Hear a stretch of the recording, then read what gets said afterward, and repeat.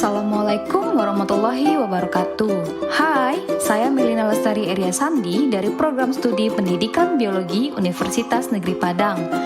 Pada kesempatan kali ini, saya akan membahas mengenai materi protista. Materi protista termasuk ke dalam KD 3.6, mengelompokkan protista berdasarkan ciri-ciri umum kelas dan mengaitkan peranannya dalam kehidupan. Dengan indikator pembelajaran sebagai berikut. Yang pertama, mendeskripsikan ciri-ciri umum protista berdasarkan pengamatan. Yang kedua, membedakan organisme protista mirip jamur, protista mirip hewan, dan protista mirip tumbuhan. Yang ketiga, menjelaskan dasar pengelompokan protista mirip jamur, protista mirip hewan, dan protista mirip tumbuhan. Yang keempat, menjelaskan cara-cara perkembangbiakan protista. Yang kelima, memberikan contoh peranan protista dalam kehidupan sehari-hari. Nah, jika membahas mengenai protista, apakah ada yang tahu apa itu protista? Bagi yang belum mengetahui apa itu protista, mari kita bahas apa sih yang dimaksud dengan protista tersebut. Simak video berikut ini ya. Protista berasal dari bahasa Yunani yang terdiri dari dua kata, yaitu protos yang artinya pertama, dan kritos yang artinya membuat atau menyusun. Maka dapat diartikan protista merupakan organisme eukariot pertama atau paling sederhana. Eukariot adalah sel yang sudah memiliki membran inti. Protista sendiri memiliki ciri-ciri umum, yaitu uniseluler atau bersel satu. Ada yang bersel banyak dan hidup berkoloni, namun belum memiliki jaringan. Dan hampir semua protista hidup di air, baik air tawar maupun air laut. Serta ada beberapa protista yang hidup pada jaringan hewan lain. Nah, protista sendiri dapat dibagi menjadi tiga, yaitu protista mirip jamur, protista mirip hewan, dan protista mirip tumbuhan. Baiklah, mari kita bahas satu persatu. Yang pertama adalah protista mirip jamur. Protista mirip jamur tidak dimasukkan ke dalam kingdom fungi karena struktur tubuh dan cara reproduksinya yang berbeda. Maka dari itu dimasukkan ke dalam kingdom protista. Protista mirip jamur dibedakan menjadi dua, yaitu Myxomycota atau jamur lendir dan Oomycota atau jamur air. Myxomycota biasa disebut jamur lendir karena struktur tubuhnya berbentuk seperti lendir-lendir yang disebut plasmodium. Myxomycota memiliki tubuh tidak bersekat. Habitat Myxomycota di hutan basah, batang kayu busuk, dan tanah lembab. Contoh Myxomycota adalah Pisarum polycephalum. Untuk reproduksi Myxomycota mengalami dua fase, yaitu vegetatif dan generatif. Untuk lebih jelasnya, silakan simak penjelasan video berikut ini ya. Siklus hidupnya dimulai dari zigot, kemudian berkembang menjadi plasmodium muda seperti lendir-lendir. Lalu masuk ke tahap plasmodium dewasa yang mengalami pecah yang dinamakan dengan agregasi. Sehingga akan muncul tubuh buah. Tubuh buah tersebut disebut dengan kotak spora atau sporangium. Di dalam sporangium terdapat spora. Jika sporangium matang, maka akan pecah dan keluar. Jika spora hidup di kondisi yang menguntungkan, ia akan menjadi ameboid atau sel yang mirip flagel. Ameboid aktif untuk mencari makanan berupa bahan organik untuk menghasilkan zigot. Dari sporangium ke zigot disebut reproduksi seksual, dan dari zigot ke sporangium yang pecah disebut dengan reproduksi aseksual. Oomycota sering disebut jamur air karena hidup di air. Oomycota tidak memiliki dinding sel dan hifa tidak bersekat. Habitat Oomycota di air, ada di air tawar dan tempat lembab. Contoh Oomycota adalah Phytophthora infestan dan Saprolegnia sp. Oomycota bereproduksi dengan dua cara, yaitu seksual dan aseksual. Untuk lebih lengkapnya, silakan simak video berikut ini ya. Siklus hidup Oomycota dimulai dari reproduksi aseksual di mana filamen berkembang menjadi oogonium yang berisi oospora. Di dalam oospora terdapat dua inti yang berbeda jenis. Kemudian melakukan fertilisasi sehingga menghasilkan satu inti yang utuh di dalam oospora. Jika oogonium mengalami kematangan, maka permukaan oogonium pecah sehingga keluar oospora yang jatuh pada substratnya. Jika kondisi menguntungkan, akan berkembang menjadi zigot yang berkecambah. Perkecambahan yang matang akan membebaskan zoospora yang ada di dalam kecambah zigot, sehingga zoospora dapat berkembang lagi ke tahap reproduksi seksual atau pembentukan zoosporangium. Jika zoosporangium matang, akan mengeluarkan zoospora. Zoospora akan berkembang menjadi kista, lalu berkembang lagi menjadi zigot sampai menjadi zigot yang berkecambah. Kemudian berkembang lagi menjadi filamen. Filamen tersebut bisa berkembang menjadi oogonium atau zoosporangium. Bentuk umum dari oomycota yaitu filamen yang tidak mempunyai sekat. Siklus hidupnya berupa reproduksi aseksual dan seksual. Selanjutnya, kita akan membahas tentang protista mirip hewan, sering disebut dengan protozoa. Protozoa artinya hewan pertama, dari kata protos yang artinya pertama dan kata zoon yang artinya hewan. Protozoa dikatakan mirip hewan karena dapat bergerak dan mengambil makanan dari organisme lain. Protozoa dapat hidup di air tawar, air laut, dan ada yang hidup dalam tubuh organisme lain. Protozoa berdasarkan alat geraknya dibagi menjadi 4 kelas, yaitu Rhizopoda, Flagellata, Ciliata, dan Sporozoa. Mari kita bahas satu persatu. Rhizopoda atau Sarcodina. Rhizopoda disebut Sarcodina yang berasal dari bahasa Yunani yaitu sarko, yang artinya daging, karena menyerupai seperti daging, dan disebut Rhizopoda yang berasal dari bahasa Yunani yaitu rhizo yang artinya akar dan podos yang artinya kaki. Rhizopoda bergerak menggunakan kaki semu yang disebut dengan pseudopodia dan memiliki bentuk sel tidak tetap.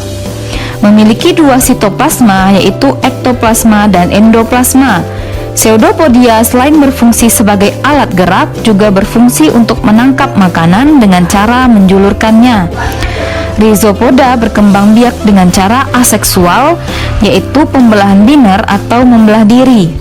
Contoh rhizopoda adalah amuba sp. Dapat kita perhatikan dalam video berikut ini bagaimana cara amuba melakukan pembelahan diri. Silahkan disimak video berikut ini ya.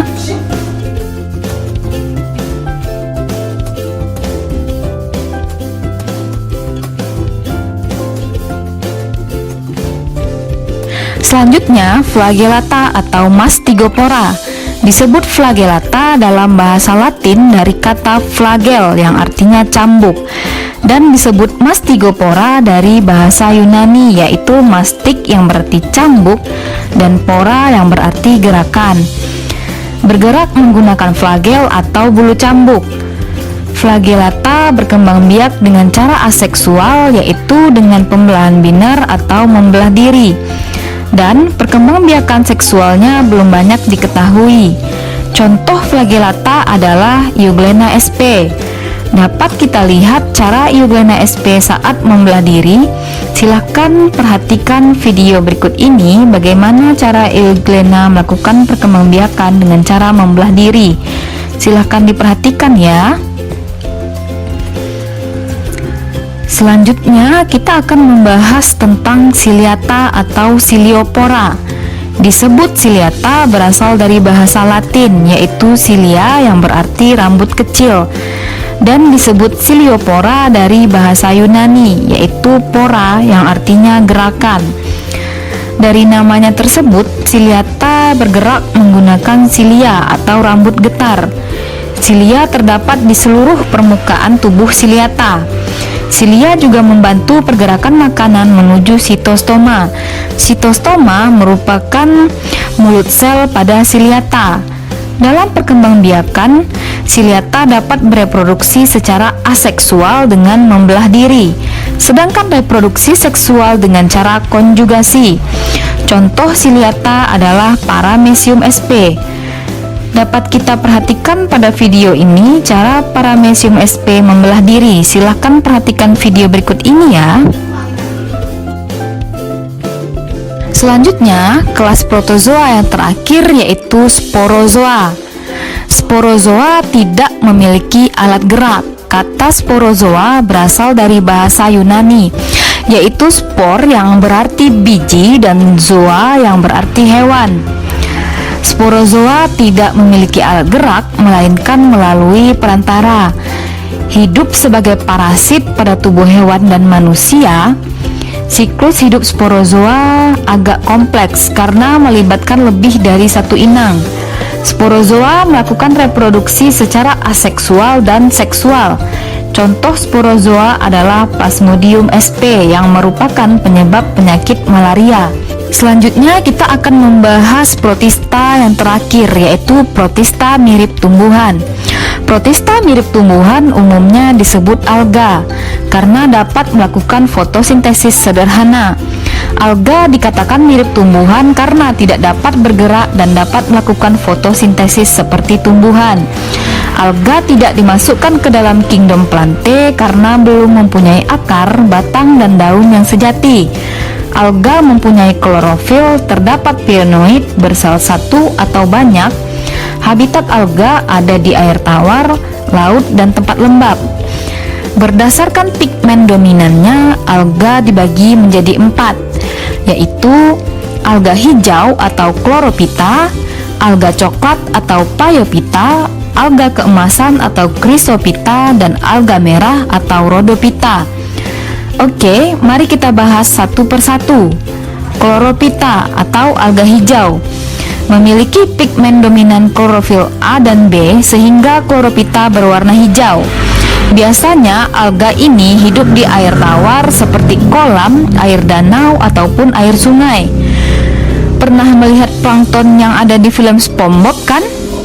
Nah, alga hijau ini adalah plankton yang hidup melayang-layang di air tawar atau air laut. Alga hijau bisa berbentuk benang, filamen, atau berkoloni.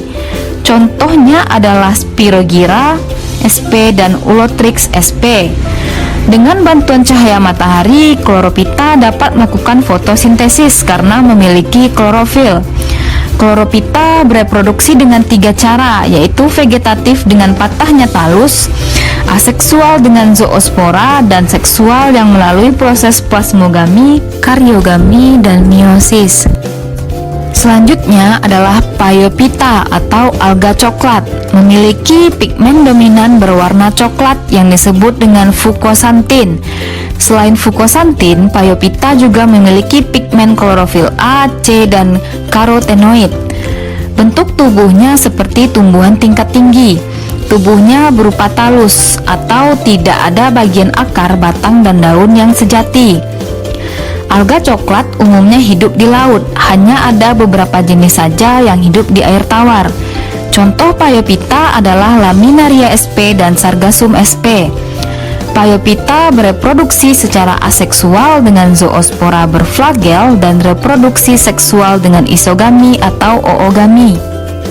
Baiklah, selanjutnya adalah Chrysophyta atau alga pirang. Memiliki pigmen dominan kuning atau coklat keemasan, yaitu karotin dan xanthophyll. Chrysophyta juga memiliki pigmen klorofil A dan C.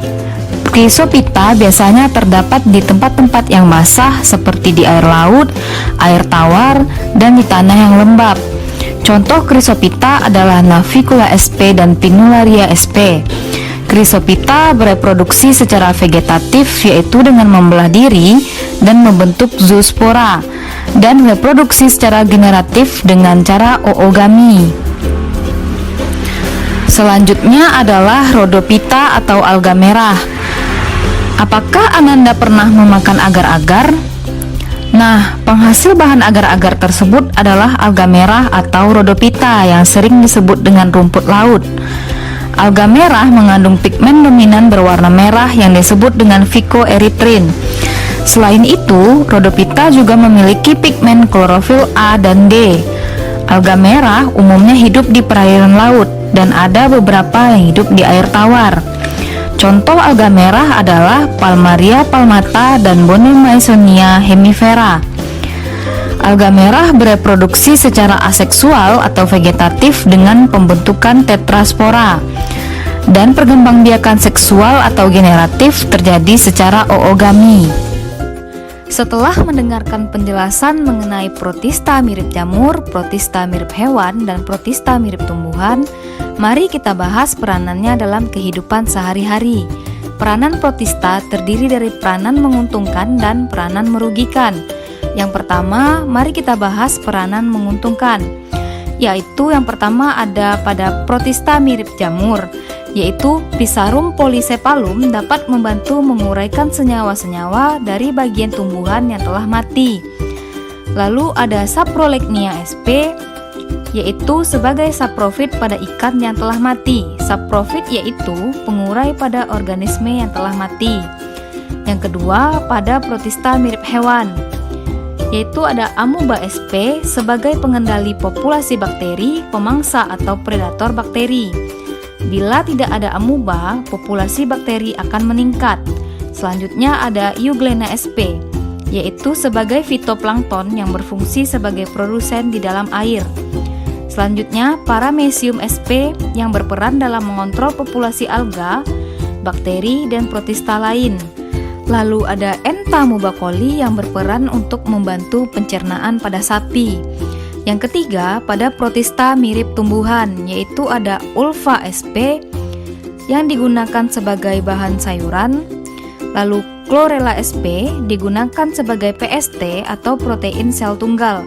Lalu ada Laminaria digitalis sebagai penghasil iodin.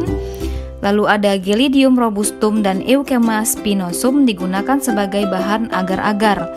Lalu ada Palmaria palmata, Porphyra, Chondrus crispus, dan Mastocarpus stellatus yang dapat diolah menjadi sop, salad, pizza, dan nori. Lalu ada Turbinaria australis, Sargassum sp, dan Fucus sp yang digunakan untuk membuat salep dan es krim. Yang terakhir ada Navicula sp yang digunakan untuk bahan isolasi, bahan penggosok, dan campuran pada semen. Selanjutnya, peranan protista yang merugikan. Selain dapat memberikan manfaat bagi kehidupan manusia, protista juga dikatakan merugikan karena dapat menyebabkan penyakit pada manusia, hewan, dan tumbuhan. Mari kita bahas satu persatu. Yang pertama, pada manusia, yaitu ada Plasmodium sp menyebabkan penyakit malaria. Lalu ada Trypanosoma cruzi, yaitu menyebabkan penyakit cagas yang menyerang hati, kelenjar limfa, dan sumsum tulang. Lalu ada Trypanosoma gambiens yang menyebabkan penyakit tidur. Lalu ada Entamoeba gingivalis yang menyebabkan bau mulut, kerusakan gigi, dan gusi. Setelah itu ada Balantidium coli yang menyebabkan disentri balantidium yang menyerang selaput lendir. Lalu ada Trichomonas vaginalis yang menyebabkan keputihan pada wanita. Selanjutnya ada Toxoplasma gondii, yaitu penyebab penyakit toxoplasmolysis. Yang kedua, ada pada hewan, yaitu Trypanosoma evansi yang menyebabkan penyakit sura pada hewan ternak. Lalu ada Trichomonas futus yang menyebabkan keguguran pada kambing. Lalu ada Trypanosoma vivax, yaitu penyebab penyakit pada domba. Lalu ada Saprolegnia sp, yaitu sebagai parasit pada ikan yang dapat menyebabkan kematian pada ikan tawar. Yang ketiga, pada tumbuhan, yaitu ada Phytophthora faberi, hidup sebagai parasit pada tanaman karet. Selanjutnya ada Phytophthora infestan yang menyebabkan penyakit karat putih pada tanaman kentang. Selanjutnya ada Phytophthora nicotine, yaitu yang menyerang tanaman tembakau.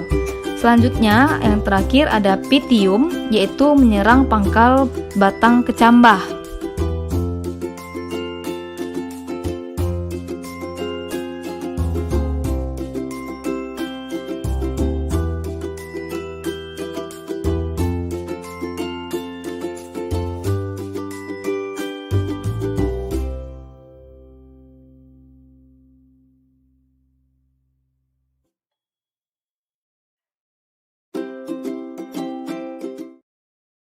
Created using Powtoon.